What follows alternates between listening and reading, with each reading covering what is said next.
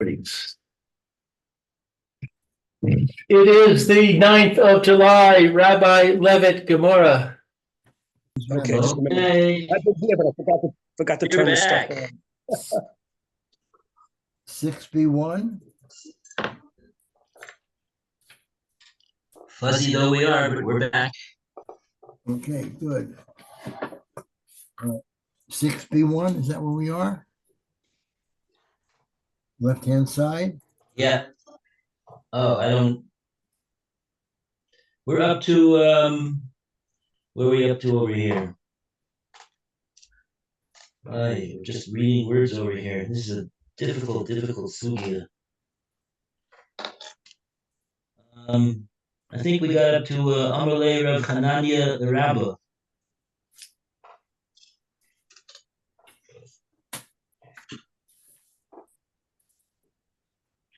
I'm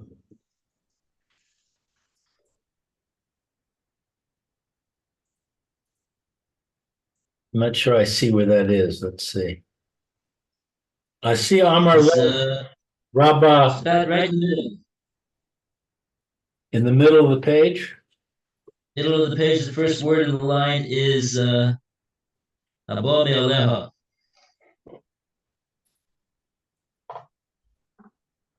Okay, that's Alan, that's 6B2. It's on the left-hand side. It's the second paragraph. It says the Gemora cites. Okay, I got it. That where we are? All right, who's starting?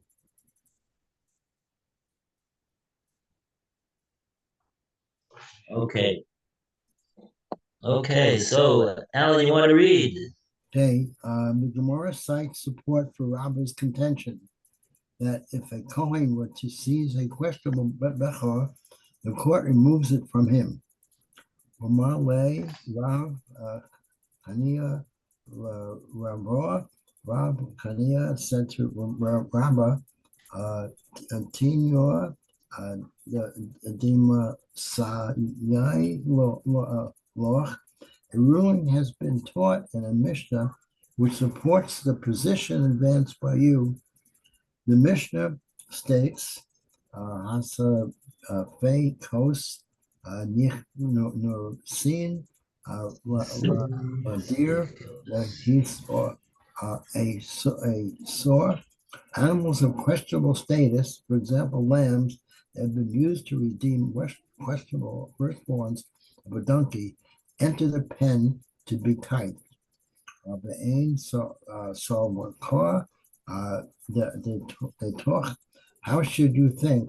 To Kohen ain amotziin me do that if a Kohen sees the questionable bechor, the law is that we do not take it away from him.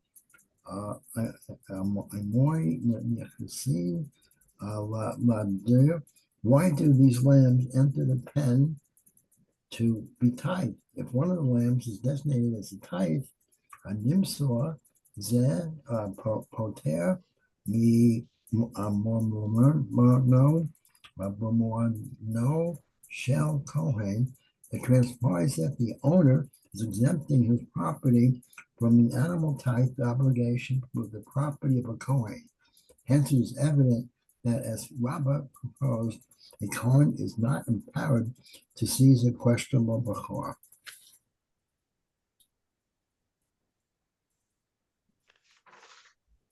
Okay, so the case was spekos, such as a suffix bechor, niknasu dearly ashet, like aser. They go into the place in order to be tithed. Take the ma'aser behema, because there's the tenth animal is kodesh ma'aser behema. So Lisa Kadaita talk for Kohen Amosino Sumiyad. If you thought that in a case of a suffix bechor, a Kohen who seizes it we would not take it away from him. If so, then we have a kasha. Amai niknasin ladir. Why are we going to bring these sveikas, a suffix before, for Ma'aser Behema? Why not? Nimsa ze oter b'mono shel Kohen. Because he can't use a bechor. A bechor cannot be used for Ma'aser Behema, because the whole idea is that the mitzvah of doing the separating for the 10th animal is the owner of all these animals who's doing the tithing. He is exempting all of his other animals that he owns, with the 10th one, that is the Asiri, which is Kodesh, which is going to be brought on the Zbeach, and he can't plow with it, he can't shear it. But if how can a suffix Kohen, a suffix Bechor go be used over there, because he's exempting he's using mammon of a Kohen. He's using Kohen's mammon in order to exempt. He's only supposed to use his own mammon to exempt his own mammon. Okay, so that. Let's see, we have a Rashi over here.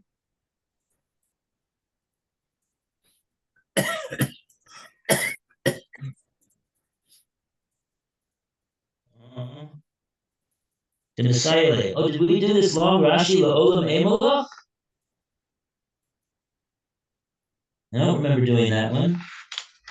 Maybe we didn't get as far as I thought we got. Okay. I don't know.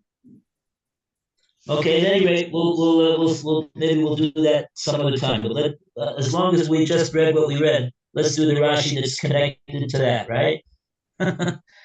So it starts with Dibur Maskil de Messiah, which is about 10 lines up from where the narrow lines finish.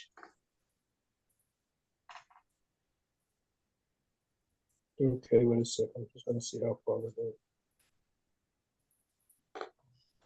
We definitely didn't do all these Rashis. We definitely skipped part of the Gemara. Okay.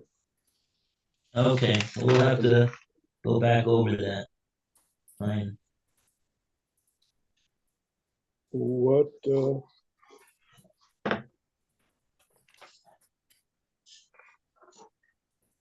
You're not up to. Oh, where are you up to in the Rashi, you think?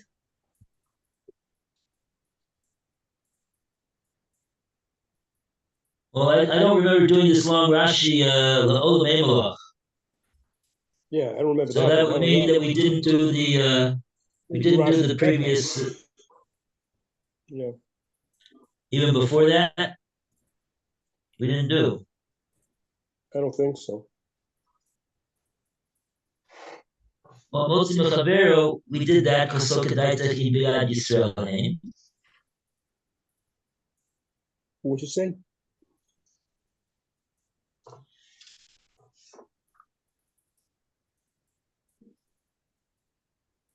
Yeah, well, in any case, let's do the Rashi that's connected to what the Gemora that we just read,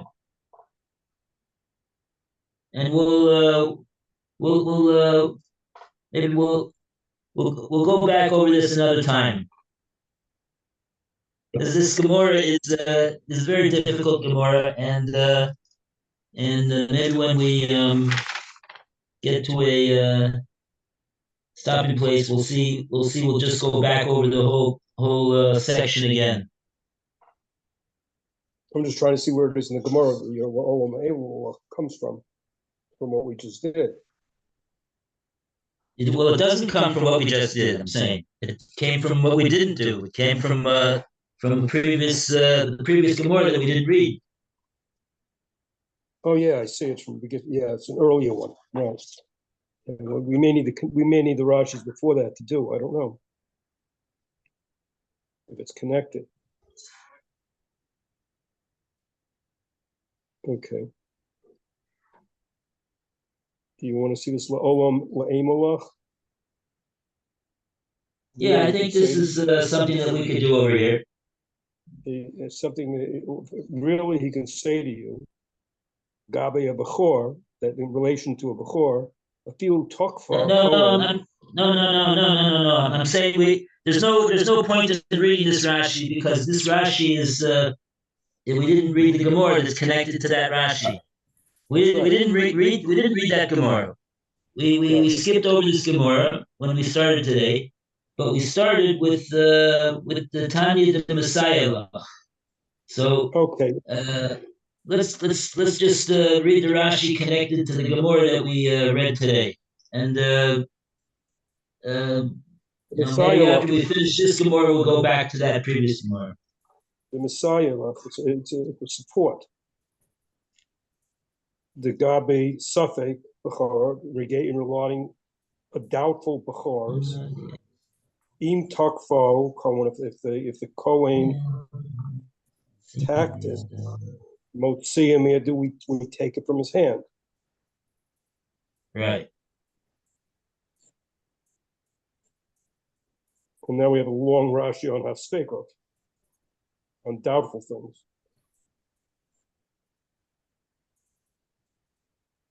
And it gets even crazy. At the beginning of the Rashi, says, "Come on," which is like later on, we're first going to Mefarish. So we're going to explain it. The Suffolk Pidyon. I think we'll have a walk.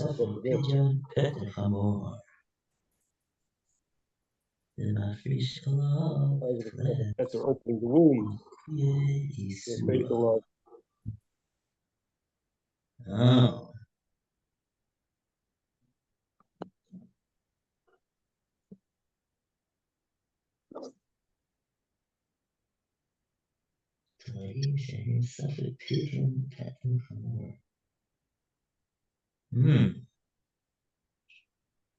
Suffolk Pidyon Peter Chamor. In other words, we are talking about donkeys. So those are and they also have a din of Bechor, even though they're Behemos Tameos, but they have a din of Peter Chamor. That there's a certain something that we do with the firstborn. So we call that the pidyon of the Peter Chamor, the redemption of the firstborn donkey. That he was the one that was. Peter is referring to the fact that he was Peter Rechem. He came out first from this mother. So here we have a case where we got a suffix. We don't know for a fact whether this one is in fact the firstborn. So that's what Rashi's referring to. The Kama Mefurish. Later on, we're going to explain about this. This suffix pidyon Peter Chamor, the Mefurish Olav, the Mafrish rather, the Mafrish Olav Tle. That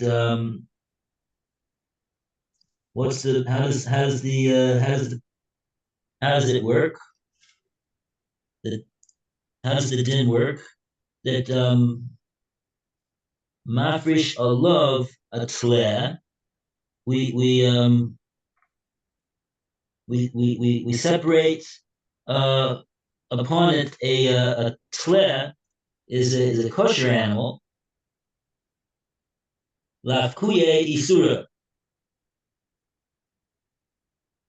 to release or undo, extricate itself from Isser. Uhu la'atzmo she'ein sorich litnu l'kohen. And then it's for itself. There's no need to give it to a Kohen. This firstborn donkey. What's a Kohen going to do with a firstborn donkey? He doesn't want a firstborn donkey. He wants a firstborn donkey. Anyway, that's what. So Rashi's explaining us about the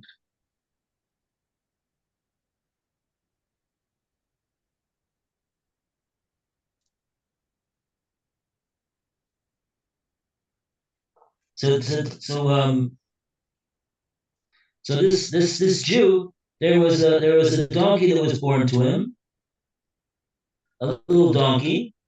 I don't know what a little donkey is called. It's called a little donkey, I guess. Okay. A little donkey was born, but we don't know. We don't know if he's actually the Bechor or he's not the Bechor. So what's the din?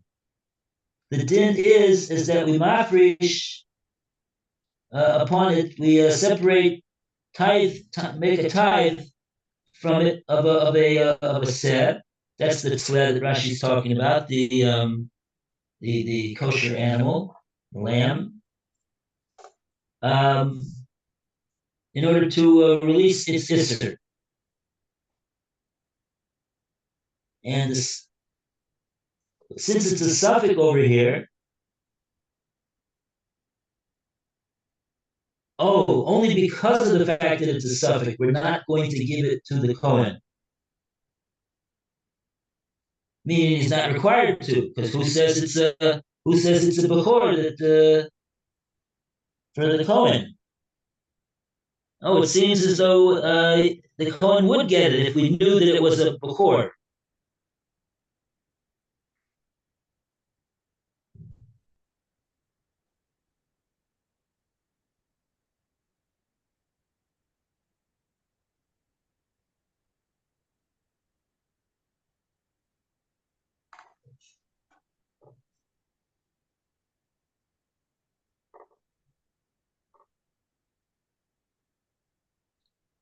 Okay, so because we go with the cloud that when it comes to dinei mominus, when it comes to property, the one that wants to take from somebody who has the property in their possession, he's got to bring a proof that it belongs to him. Upidin petrachamor bar asurihu.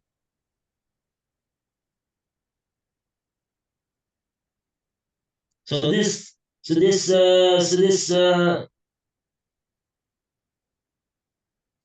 is a titleable animal. Im yesh l'kohen petre chamurim shenaflu lo mi beis avi imoy Yisrael. Oh boy.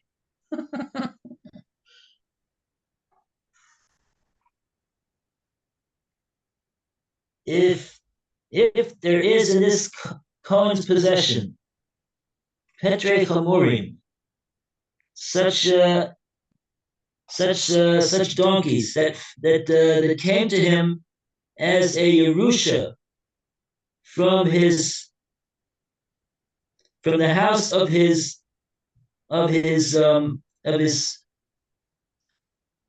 father's mother. It sounds like his mother his mother's father was a Yisrael. He wasn't a Cohen. His father married a Bas Yisrael, meaning not a Bas Cohen. Mafrish Alehem Asara. So they make a tithe of 10. Shaykh ume asaron umasron behem shalo. So they have to do the 10 deal, and then that one belongs to him. So what do we see from all this? Says Rashi, Hilkach Safek Pidyon Petach Hamor, Beyad Yisrael, Niknas Ladir, Im Shar Tla Im Shalom, Lihisaser. Vinafka Basiri Lipok.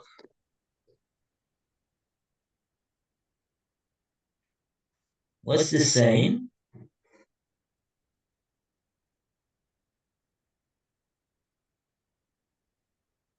Therefore, even though this animal is a suffix, Suffolk Pidyon Petach Hamor, who's owned by Israel, it goes into the deer. That's where they do the 10 the walking through, and the 10th one they say is Kodesh. He gets the red paint on him. B'yad Yisrael niknas l'dir im shar tlaim. Oh, now all of a sudden we're talking about with the other kosher animals, the tlaim, the tlev, the sheep, with the other sheep, lihisaser, in order to do the tithe of the Meiser Behema, separating the 10 behemoths, and one of them is going to be Kodesh. V'nafka b'asiri lipuk. Okay, not so familiar with this mitzvah. Maybe we have to learn about this mitzvah a little bit better than what Rashi told us. I can't figure out exactly what what's entailed over here. Do they have maybe they have, ArtScroll has a better, easier, clearer explanation of what's going on with this Pidyon Petach Hamor?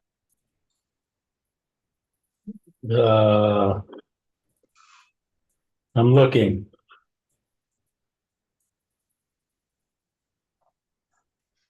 I mean, the whole thing that you're saying is, remember, Rashi says later on it talks about Petach Hamor, so it's not even talking about Petach Hamor right now in the Gemora. That's why these little things are crazy in terms of that. You're bringing in another case that wasn't even here yet.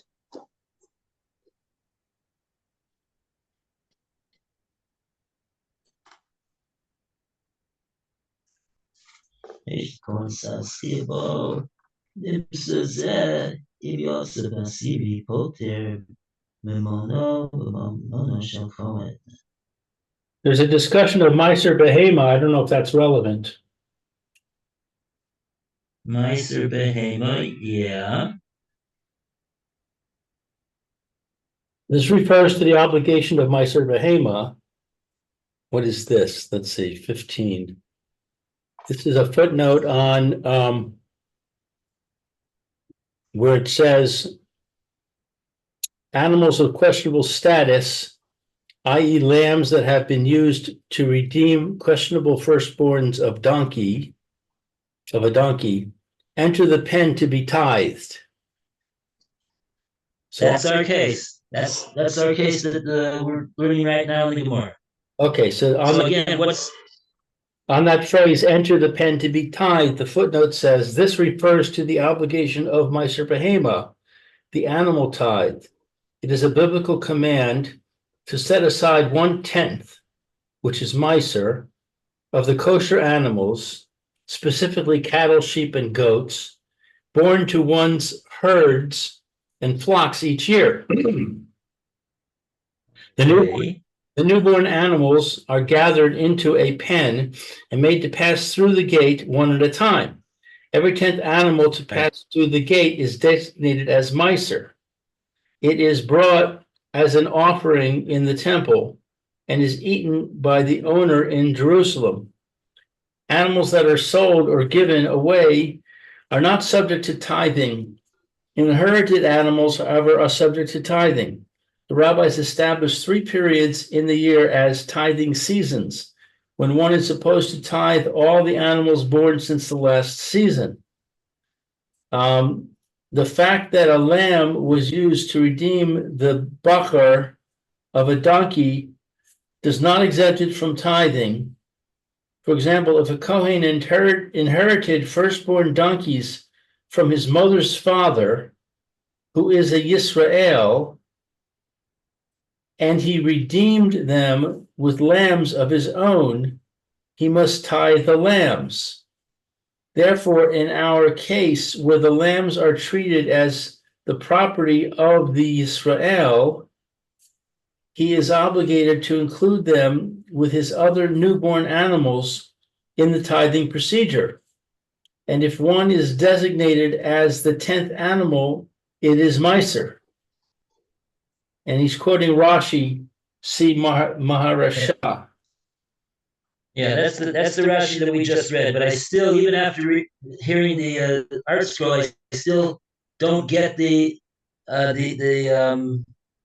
see. There's such a thing as Meiser Behema, tithing of the animals, right?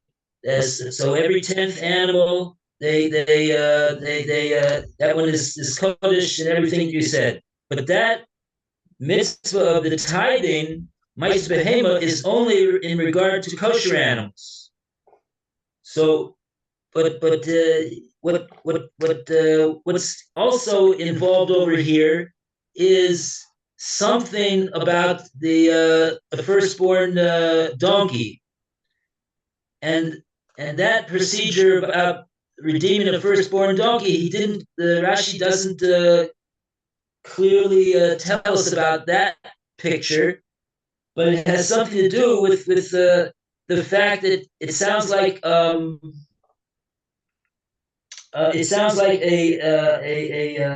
kosher animal is used to redeem the firstborn donkey. Yes, that's what it says. He redeemed the donkey with lambs, and he must tithe the lambs. So the fact that he redeemed the donkey with the lambs doesn't take away from the lamb needing to be redeemed with the other lambs for Meiser Behema of the kosher animals. Right. Except that there's some issue over here with there seems to be I don't know why there's some issue with the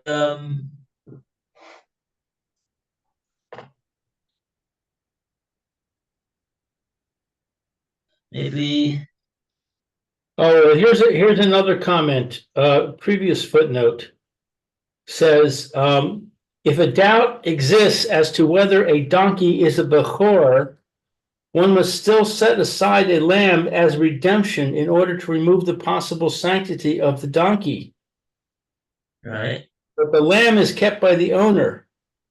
This ruling is based on the principle of hamotzi mechavero alav haraya. Oh, that's the issue now. Okay, so I'm the point is like this: if we would know that if we would know that this donkey was really a bechor, so in the pidyon of this chamor, called the pidyon petra chamor, the one that was poter the womb first, he's the firstborn. He's that donkey. If we would know for a fact that he was a vadai bechor, so then this pidyon that we do on the donkey with that kosher animal with the tleh, that tleh now becomes the property of the Kohen. That now becomes Mammon Kohen, because you just got to saying in the case where we're not sure, we're talking about a suffix. We don't know whether or not the bechor donkey, whether he was in fact the bechor. We don't know for a fact. It was a suffix. So in that case, you said that the article explaining from Rashi, that in that case, this animal that we still do a redemption, we still do a pidyon with the kosher animal, But in that case, when it was a suffix, whether the donkey was a bechor altogether, the Israel who owned that tled that was used to do the pidyon, he's going to keep that tled, and the Kohen's not going to get it. Right. So there you got the situation now of but the thing is like this: on the side that animal was on the side that donkey really was a bechor, that animal that is in the possession now of the Israel, because the Kohen can't grab it, because we don't know that it belongs to him. It's a suffix. But if it would have been a bechor, that tleh, that kosher animal that was used in the redemption, really is Mammon Cohen. Really is Mammon Cohen. Yes. So this is the issue over here now. How do we able to use that questionable animal as part of the Ma'aser Behema? Because if so, maybe you're using an animal which belongs to the Kohen to do the Yisrael's own Ma'aser Behema, and you got to only use your own animals to do the Ma'aser Behema. Uh-huh. That's what the Gemara's next question is going to be over here. The Gemara says, Iso Kedaita, if you thought Taf Kohen Ein Motzinos Omiyado, if you thought that the din is that when we got this suffix before, that if the Kohen would grab it, we wouldn't take it away from him, because he's got it possibly belongs to him, so we're not going to take it away from him. If so, then Amai Niknasi Ladir. Why is it then that animal, that kosher animal, the tled that we used in order to do this redemption of this donkey, which was a suffix whether he was a bechor, but nevertheless we do the redemption even in the case of a suffix donkey bechor. Amai Niknasi Ladir. Why should he be able to go into the deer? The deer is where they do the tithing of the Ma'aser Behema of the Israel that owns these other kosher animals that he's tithing. Nimsu zepoter b'mamono shel Kohen, because it would come out that if that animal really was that donkey was a bechor, then this tleh really should have been given to the Kohen, and it comes out that the Israel is he's exempting his other all the 9 animals that were not tabbed as the 10th. He's exempting all of them from being kodesh and having to be brought on the mizbeach. Because one of these 9 animals was the tled that was used in the redemption of the suffix donkey that was the bechor, suffix bechor, and that would be using the moment of the Kohen.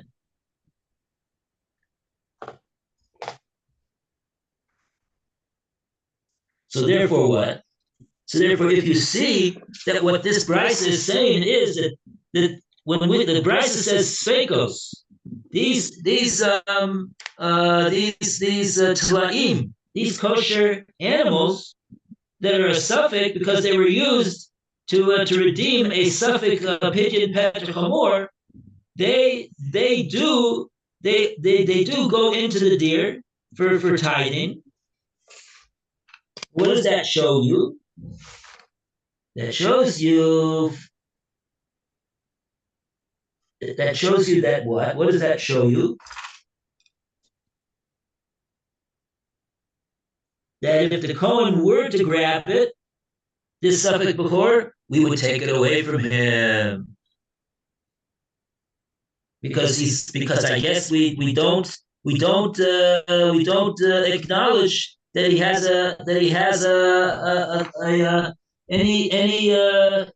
any any ownership of that animal in any way, shape, or form. We don't acknowledge it. And therefore, if he would grab it, we would say, "What are you doing grabbing that animal? It doesn't belong to you. Give it back." Which we would not say if we would acknowledge the fact that the animal really might belong to him because that donkey really was a whore. Okay. Wow. So if you got that, that is this brisa is being brought as the Tanya de Messiah. This brisa is being brought as a support to you. Who's you? The one that spoke in the previous section that we didn't do. that's what Rabbi said in the previous section. He said, "Takfakon, I'll tell you, la'olam emalach. Really, I'll tell you that Takfakon, if the Kohen would grab this suffix before, Motzino Sobiyodo, we would take it away from him. We would not allow him to keep it." So that's where this Gemora that we learned today comes in. Our Gemora today is coming and telling us that yes, you see that we do not acknowledge that the Kohen has any share in this animal, and if he would grab it, we would tell him to give it back. We would take it from his hands, and you see that from the fact that these animals, which were used in the opinion of a questionable Bechor donkey, they go into the deer for tithing. And if there was any suffix, if there was any officially recognized suffix on those animals, we wouldn't be able to use them for Ma'aser Behema. Okay. So that's what we saw today. And tomorrow, maybe we'll go back to the previous step of Amar Rabbah, and where Rabbah tells us that he holds that the Takfa Kohen is as we take it away from the Kohen. If the Kohen tries to grab an animal which we have a suffix about, whether it's a Bechor. Okay. I told you this Gemora wasn't easy. Anyway, you got it? Clear Clear as a bell, right? like ringing a bell. Okay, take care, be well. Okay. All the best. Thank you, Rabbi. Okay, thanks. Okay. Thank you for reading the art scroll so we can figure out what the Rashi is saying. My pleasure. Okay. Have a good day, everybody. All the best. Okay. Bye, Lou. Bye, Alan. Bye, Roy. Thank you. Okay, we'll see you at 4.